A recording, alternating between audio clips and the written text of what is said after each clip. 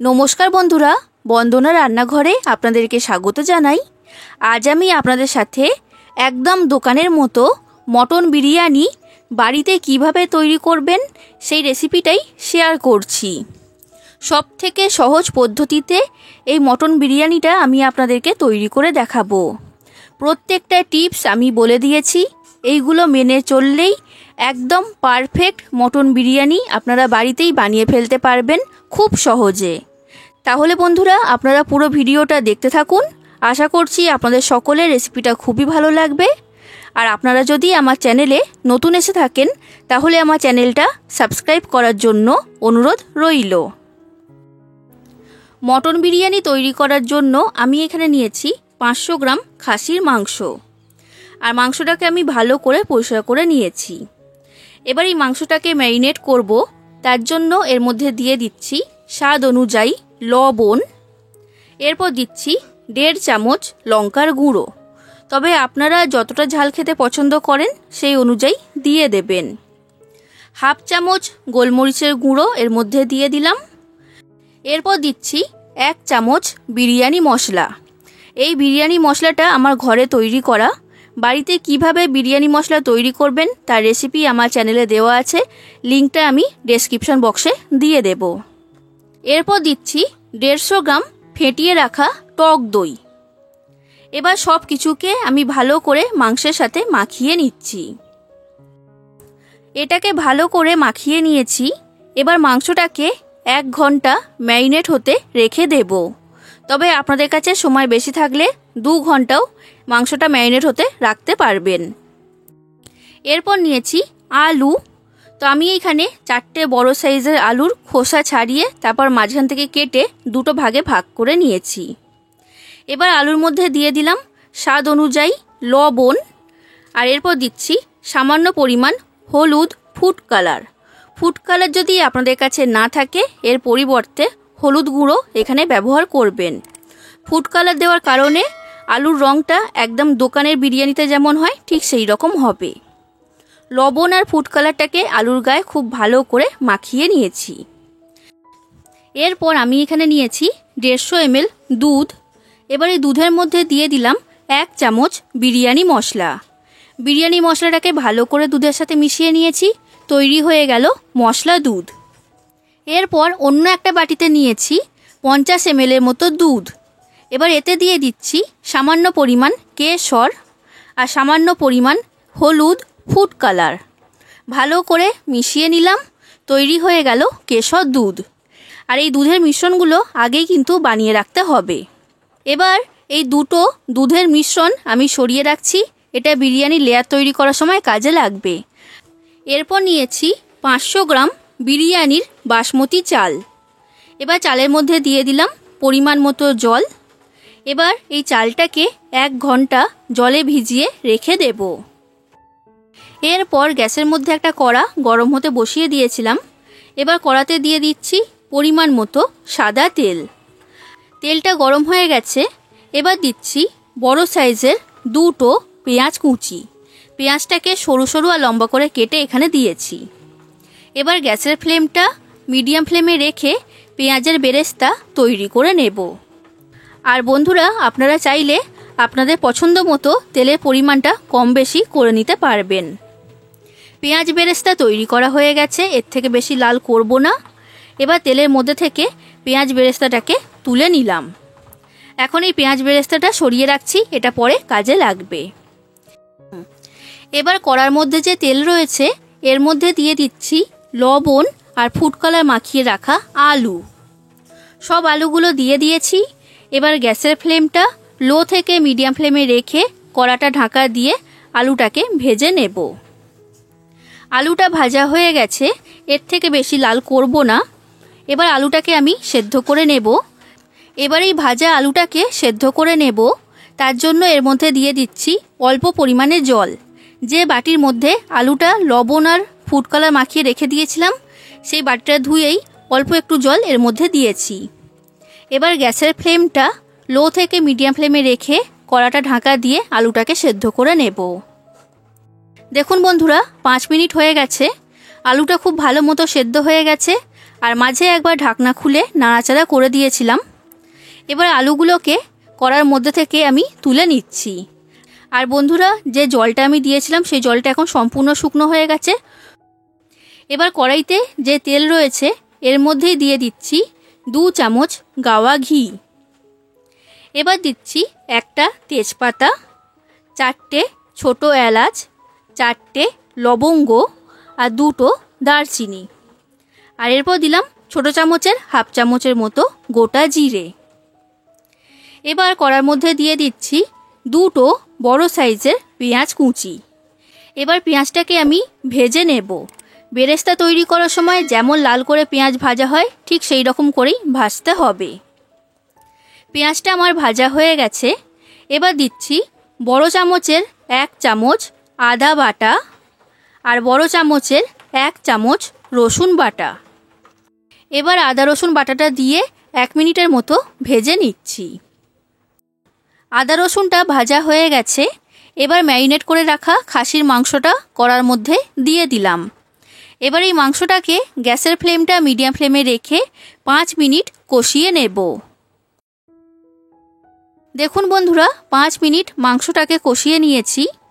এবার গ্যাসের ফ্লেমটা লো ফ্লেমে রেখে কড়াটা ঢাকা দিয়ে আরও 5 মিনিট এটাকে কষিয়ে নেব। 5 মিনিট পর কড়া ঢাকনা খুলে নিয়েছি। মাংসটাকে ভালো করে নাড়াচাড়া করে মিশিয়ে নিলাম। এখন মাংসের মধ্যে থেকে তেল বের হতে শুরু করে দিয়েছে। এবার মাংসের মধ্যে দিয়ে দিচ্ছি ছোট চামচের 1 চামচের মতো চিনি।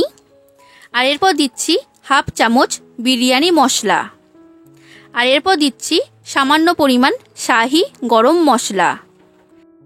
যে বাটির মধ্যে মাংসটাকে ম্যারিনেট করে রেখেছিলাম সেই বাটিটা ধুয়ে অল্প জল এর মধ্যে দিয়ে দিলাম, যাতে মাংসটা কষানোর সময় পুড়ে না যায়। সব কিছুকে ভালো করে আমি মাংসের সাথে মিশিয়ে নিয়েছি। এবার গ্যাসের ফ্লেমটা লো ফ্লেমে রেখে কড়াটা ঢাকা দিয়ে 10 মিনিট মাংসটাকে কষিয়ে নেব। 10 মিনিট হয়ে গেছে বন্ধুরা। কড়ার ঢাকনাটা আমি খুলে নিয়েছি। মাংসটা খুব ভালো মতো কষানো হয়ে গেছে আর মাংসের মধ্যে থেকে তেল বের হতে শুরু করে দিয়েছে।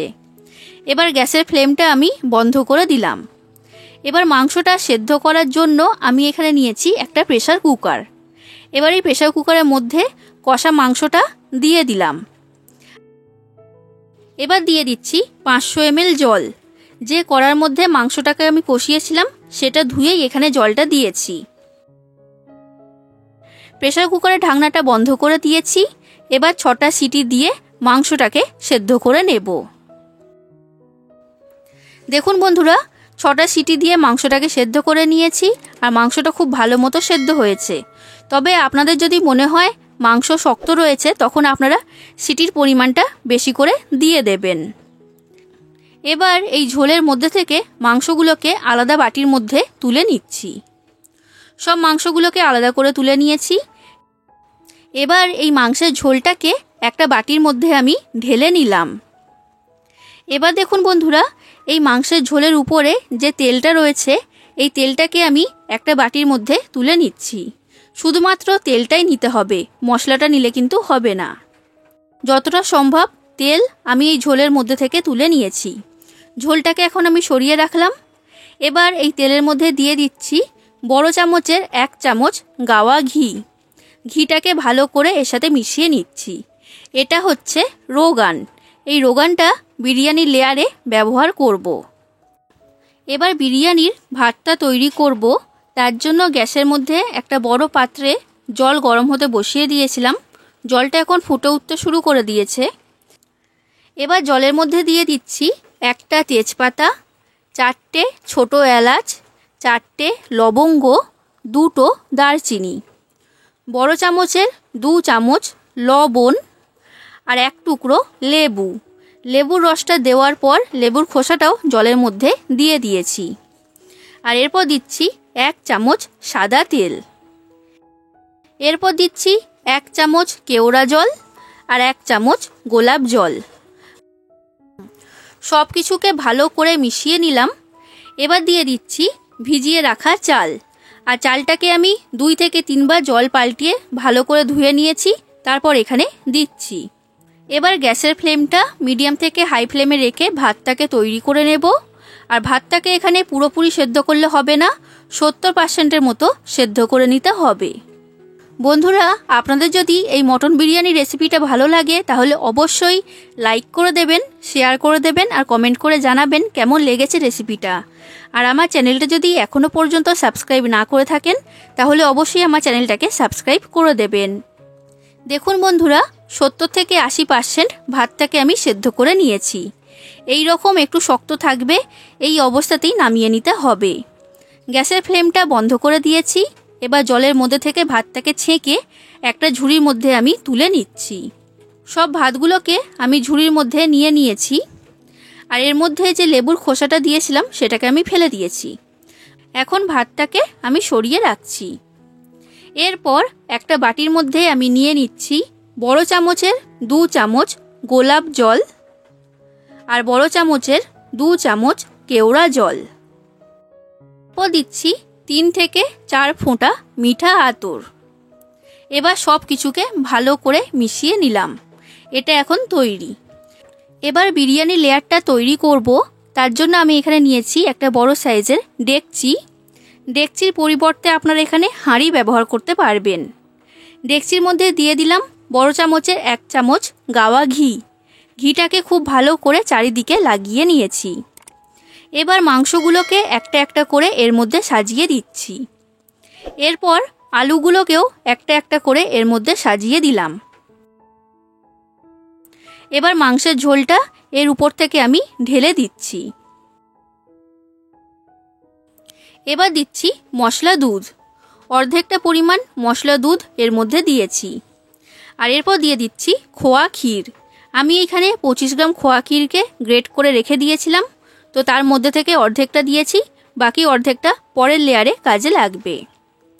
এবার উপর থেকে সামান্য পরিমাণ বিরিয়ানি মশলা ছড়িয়ে দিলাম। আর এরপর দিয়ে দিচ্ছি সামান্য পরিমাণ গোলাপ জল, কেওড়া জল আর মিঠা আতরের মিশ্রণ। এবার তৈরি করে রাখা অর্ধেকটা পরিমাণ ভাত এর মধ্যে দিয়ে দিলাম আর ভাতটাকে সমান করে চাড়িয়ে দিয়েছি। এবার ভাতের মধ্যে দিয়ে দিচ্ছি মশলা দুধ। তো সব মশলা দুধটা এর মধ্যে দিয়ে দিলাম। আর এরপর দিচ্ছি 2 চামচ কেশর মেশানো দুধ। এবার দিচ্ছি খোয়া ক্ষীর। এরপর দিয়ে দিচ্ছি খোয়া ক্ষীর আর সব খোয়া ক্ষীরটা আমি এর মধ্যে দিয়ে দিয়েছি। এরপর দিচ্ছি অর্ধেকটা পরিমাণ পেঁয়াজ বেরেস্তা আর সামান্য পরিমাণ বিরিয়ানি মশলা। আর এরপর দিয়ে দিচ্ছি গোলাপ জল, কেওড়া জল আর মিঠা আতরের মিশ্রণ। এবার বাকি যে ভাতটা রয়েছে সবটাই আমি এর মধ্যে দিয়ে দিলাম আর সমান করে ভাতটাকে চাড়িয়ে নিয়েছি। এবার এই ভাতের মধ্যে দিয়ে দিচ্ছি পেঁয়াজ বেরেস্তা। এবার যে রোগানটা আমি তৈরি করেছিলাম সেই রোগানটা এই লেয়ারের উপরে ছড়িয়ে দিচ্ছি আর চারিদিকে ভালো করে এটাকে ছড়িয়ে দিতে হবে। এরপর দিয়ে দিচ্ছি গোলাপ জল, কেওড়া জল আর মিঠা আতরের মিশ্রণ। এটাকেও সমান করে চারিদিকে ছড়িয়ে দিয়েছি। এরপর দিচ্ছি কেশর দুধ আর উপর থেকে দিয়ে দিলাম সামান্য পরিমাণ বিরিয়ানি মশলা। সব লেয়ারগুলো তৈরি করা হয়ে গেছে। এবার ডেচকিটাকে আমি ঢাকা দিয়ে দিলাম। এবার এই মটন বিরিয়ানিটাকে দমে বসাবো।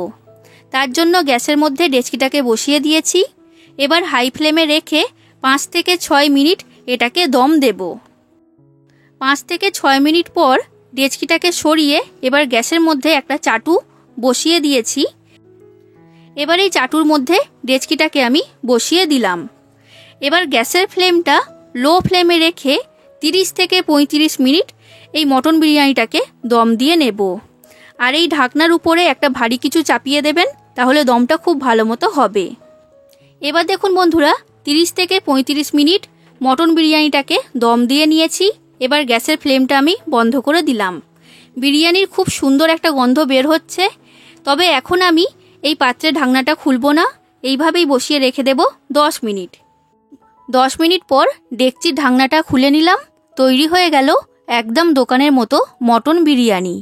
দেখে বুঝতেই পারছেন রাইসগুলো একদমই ঝরঝরে তৈরি হয়েছে। তাহলে বন্ধুরা, আপনারা বাড়িতে অবশ্যই একবার আমার এই রেসিপিটা ফলো করে মটন বিরিয়ানি তৈরি করবেন আর কেমন লেগেছে সেটা আমাকে কমেন্ট করে জানাবেন। আজ আসি বন্ধুরা, আবার দেখা হবে অন্য কোনো দিন অন্য কোনো রেসিপির সাথে। ধন্যবাদ।